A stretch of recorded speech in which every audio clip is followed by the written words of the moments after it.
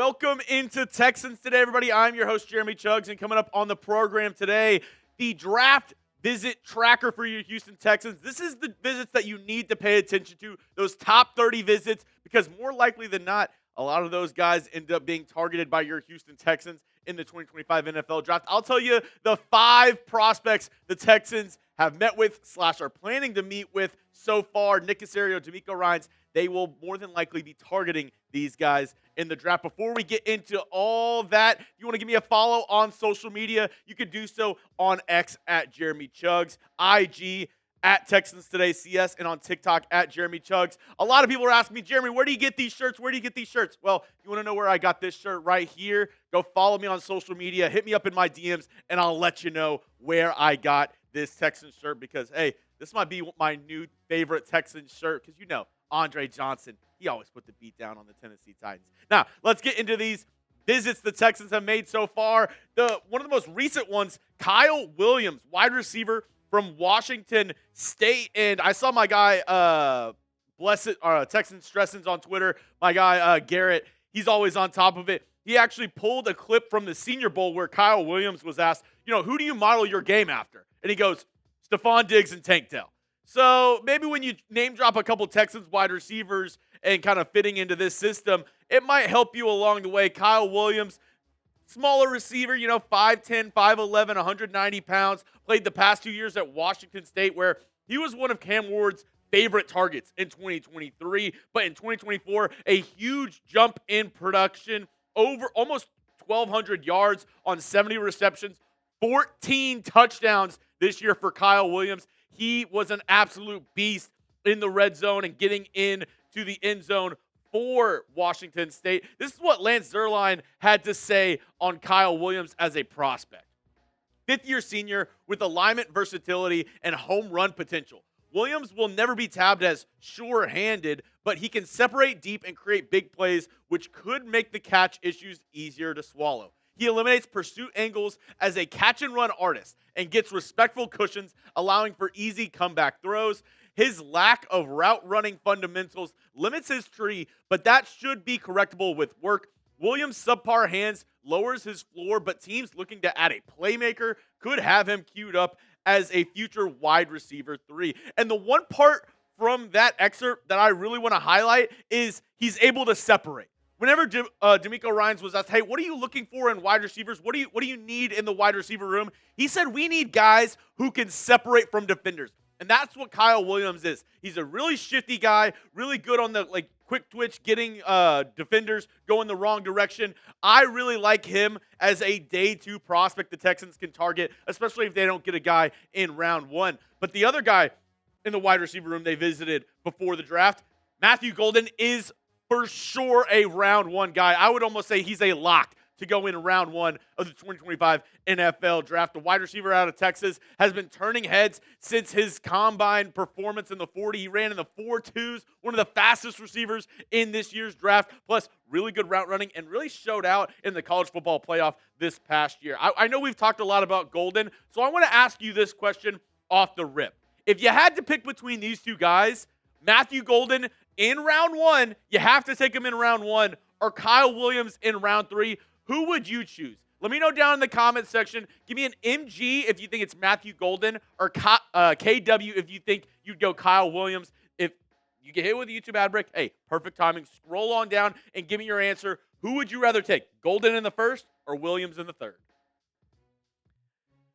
I would say Golden in the 1st. If he makes it to you at pick 25, I think it might be too tantalizing for the Texans to turn away and not select this young man at pick 25 in round 1, especially because, like I said, the odds of him making it to you all the way at pick 25 are slim to none. Our guys at the NFL scouting combine said some teams might even have Golden as their wide receiver 1 in this year's draft class. And when you look at the teams that are selecting before the Texans in round 1, I might have even missed a few, but I could see each one of these teams potentially looking at selecting Matthew Golden. The Raiders all the way up there at pick 6, and then you go down going towards the Texans draft pick with the Jets, the Panthers, the Saints, Cowboys, Broncos, Chargers, Packers. I could see each and every one of these teams saying, hey, we could definitely use another wide receiver option, another starting caliber wide receiver on our team. I just don't know if Matthew Golden makes it to you all the way at pick 25.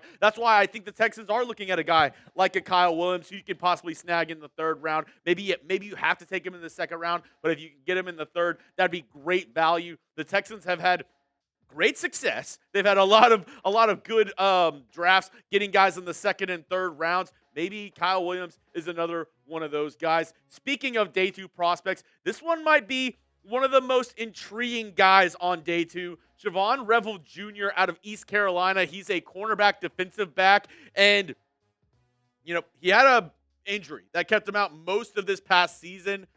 But if he was healthy, a lot of draft experts think he might be a first-round talent, a first-round guy if he was able to, play all of the 2024 season for ECU. He gives you great size, 6'1", almost 6'2", almost 200 pounds, and he is a physical, dominant corner.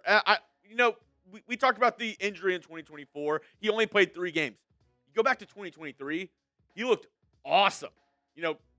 A quarterback rating when targeted at 61.2, 14 pass breakups, 1 interception, one touchdown allowed. And this past year, even whenever he was, only played 3 games, he still had 4 pass breakups and 2 interceptions on the year. A quarterback rating when targeted of 48.8.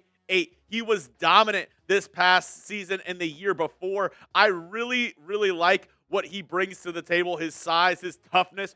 I think he brings that swarm mentality that DeMeco Ryans truly loves in his defenders, guys who are just, heat-seeking missiles back there on the defensive side of the football. I think that's Revel Jr. He is one of those guys. Now, I do believe the Texans might have to take him in round 2 if they want to, get him. But another reason why you could possibly see the Texans trade back out of round 1 to acquire a couple guys like a Revel Jr. and some of these day 2 prospects. I could easily see the Texans trading out of round 1 and picking up multiple picks in rounds 2 and round 3 because that's what Nick Caserio does. He wheels and deals. Behind Howie Roseman of the Philadelphia Eagles, I would say Nick Caserio is the next up in terms of GMs that are making moves on draft day, that are making moves in trades, free agency, a lot of movement around this Texans roster, and because of a guy like Nick Caserio. And I actually highlighted this on my last video on the channel. If you want to see it, this is what the thumbnail looks like. I'll put that link in the comment section and description of today's video. But it's why you got to subscribe to the channel, because I'm dropping content like this almost every single day of the year. It doesn't matter if it's the off season, regular season, whenever I'm giving you that content. So go check it out today on the channel. Like I said, this link in the comment section and description of today's video. I actually talked about getting a day 2 tackle in this video, and not this one we're about to talk about. I'm talking about a different one in this video, but the one that the Texans met with, the day 2 tackle, Josh Connerly Jr., out of the University of Oregon, offensive tackle, played, both tackle spots throughout his career.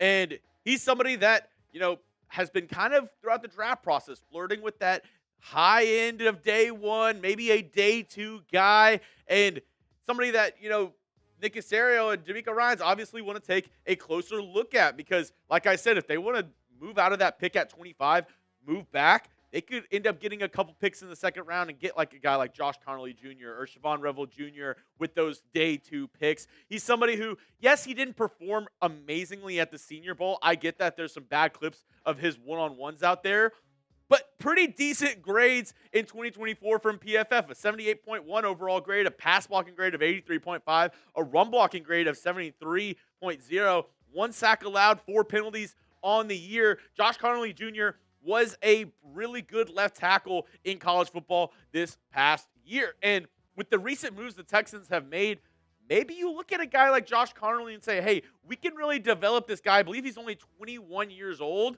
I think they could possibly look at him and say, hey, we could add him to this roster, maybe have him as a backup left tackle, maybe, move him into left guard and have him be groomed to be the left tackle of the future. This is what Lance Zeirlien had to say on Josh Connerly Jr. 2-year starter whose in-season improvement and performance against Penn State's Abdul make it easier to project his future. Connerly is proportionally built but lacks ideal play strength. He strains at the point of attack but needs to get his hips and hands synced to improve as a finisher. He moves easily in space and gets to his angles to help spring the run. Connerly sets with smooth slides and ready hands, but gets caught oversetting.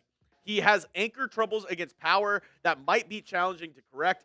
He sees twists and blitzes developing and recovers with athleticism when beaten. Connerly is young and needs more development, but he should become a good starter at tackle or guard. So there's a guy, day 2 we talked about. I don't think the Texans draft somebody that is a pure left tackle, like a, Simmons or Kelvin Banks in round 1. Those guys, I think, are more slated to be pure tackles in the league, which maybe people disagree with me. Maybe people think Kelvin Banks can, swing into guard, kind of like Josh Connerly. But those guys, you might have to trade up in round 1. You could possibly trade back into round 2, acquire more picks, and get a guy like Josh Connerly who you can slot in as your day 1 starting left guard and eventually replace the left tackle or be one of the starting left tackles or maybe just be your starting guard of the future. He's somebody who you have to keep your eye on throughout this draft process because, like I said, these top 30 visits are guys that the Texans are strongly considering drafting come late April. Now, I have one more guy the Texans have met with, and it's actually been not even really reported that much yet. I talked to my guy Aaron Wilson, and he said he confirmed it with me that the Texans have met or are meeting with this guy. I'll tell you who that is in just a moment. But if you want some more gear around your Houston Texans, like I said, if you want this one, you got to hit me up on social media. But if you need a new Texans hat, I got you covered with our friends over at Fanatics. Just go to chatsports.com/Texans hats. All different sizes, styles are available over there on the website. I'll put this link in the comment section for you.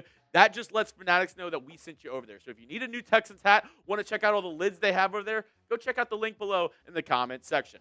Now, here's the last visit that is confirmed the Texans have made. So 5 visits in total. Easton Mascarenas-Arnold, linebacker from USC. And he's somebody who is not really on a lot of people's draft boards as one of the top linebackers. I'll just say that. He's a day 3 guy, somebody who you'll get in round 4, 5, 6, or 7. And this is why I said you got to pay attention to these visits because bringing in a guy like this, USC linebacker, it might tell you something. The Texans are looking for linebacker depth, but probably not in the first 3 or 4 rounds. He's a decent player, right? This past year for USC, 94 tackles, 5 tackles for loss, 3 sacks, 1 pass breakup, 2 interceptions.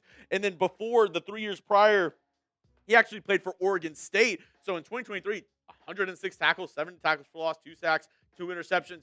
2 interceptions in back-to-back seasons for Mascarenas-Arnold. Could project as somebody who the Texans bring in as a special teamer or somebody who, you bring in as a little bit of depth. But kind of similar to the Oregon linebacker who they selected last year, Jamal Hill. This is, these guys, you look at who the Texans are bringing in on visits, and then day 3 comes, rounds 4, 5, and 6, and it easily helps you think like, hey, the Texans met with this guy. He's one of the top remaining guys on the board in round 5, round 6. I think this might be the pick. I was actually talking with guys in the office during last year's draft, and I was like, I believe it was round 5 or round 6. Jamal Hill was on the board, and I go, yeah, I think the pick might be Jamal Hill because you look at the visits that the Texans are bringing in. They're not bringing these guys in for just silly-willy, no reason at all. They want to look closer at these guys, get them in the building and say, hey, what can you add to this team? And because they have more information on these guys, they've talked to these guys, they know them a little bit better, more likely that they'll end up drafting them come the end of April. That's all I have for you on today's video, folks. As a reminder, we are still chugging along to 30,000 subscribers. We just passed 28,000. We are, closely getting to 28,500. We need a little bit over 1,700 subs left to get there. If you haven't subscribed already, hey, made it to the end of the video. It's 100% free. All I ask you, go down and hit that sub button. If you don't like it in 7 days, you can unsubscribe. But let me prove to you why this is the #1 Texas channel here on YouTube.